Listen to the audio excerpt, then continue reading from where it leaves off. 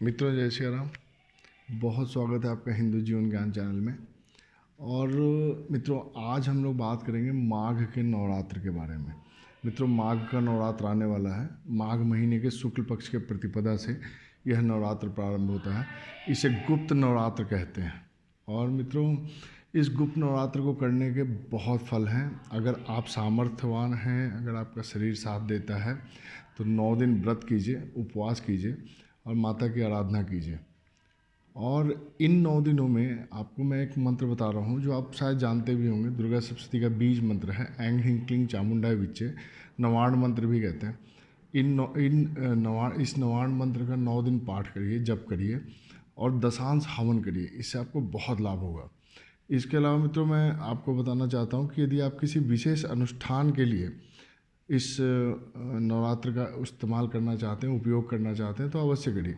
सबसे पहली बात कि यदि आप ऋणग्रस्त हैं और आपका ऋण उतर नहीं रहा है, तो इन 9 दिनों में माँ को गूगल के धूप अर्पित करिए 9 दिनों तक और अपने ऋण को उतारने की प्रार्थना कीजिए। आपका ऋण उतर जाएगा। यदि आप लक्ष्मी जी की कृपा प्राप्त करना चाहते हैं तो उन्हें प्रतिदिन एक कमल का पुष्प अर्पित करिए। अगर आप कमल का पुष्प प्रतिदिन अर्पित नहीं कर सकते हैं तो एक कमल के पुष्प का फोटो घर में रख लीजिए। इससे भी आपको बहुत लाभ होगा।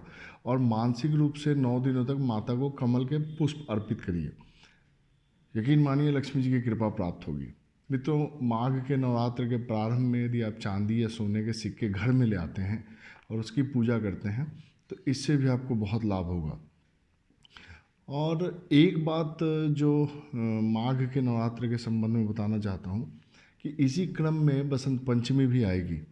तो आप यदि बसंत पंचमी को अपने बच्चों के निमित्त या अपने बच्चों से सरस्वती जी की पूजा करवाते हैं और उन्हें लेखनी अर्थात पेन और भोजपत्र अर्पित करते हैं, तो आपको सरस्वती जी की भी कृपा प्राप्त होगी।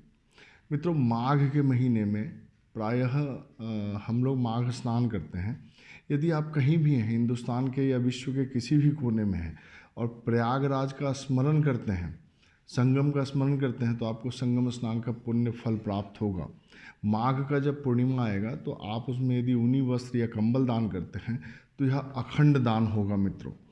और माघ के बारे में यह कुछ कृत्य मैंने बताए, लेकिन माघ महीने में सबसे महत्वपूर्ण होता है माघ का नवरात्र। इसे अवश्य करिए। यदि भूखे नहीं रह सकते हैं, उपवास नहीं कर सकते हैं, तो प्रतिदिन नवाण जरूर कीजिए और लक्ष्मी जी की कृपा प्राप्त कीजिए। उपाय मैंने बता दिए हैं। आशा करता हूँ यदि आप ऐसा करेंगे तो आपको माता की कृपा अवश्य प्राप्त होगी। जय श्री राम।